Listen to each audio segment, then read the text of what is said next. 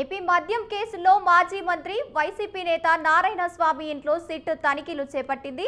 పుత్తూరులోని ఆయన నివాసంలో సోదాలు చేస్తున్నారు. ఈ కేసులో సిట్ మరింత లోతుగా దర్యాప్తు చేస్తోంది. కొంతమంది ఒత్తిడితోనే మద్యం పాలసీపై సంతకాలు చేశారని అధికారులు అనుమానిస్తున్నారు. నూతన మద్యం పాలసీ సమయంలో నారాయణ స్వామి ఎక్సైజ్ శాఖ మంత్రిగా ఉన్నారు. వైసీపీ హయాంలో లిక్కర్ పాలసీలో మార్పులపై సిట్ ఆయన్ను ప్రశ్నిస్తుంది. ఆర్డినెన్స్ ఆన్లైన్ విధానం తొలగింపు, మాన్యువల్ విధానం తేవడం పైన విచారణ జరపనుంది.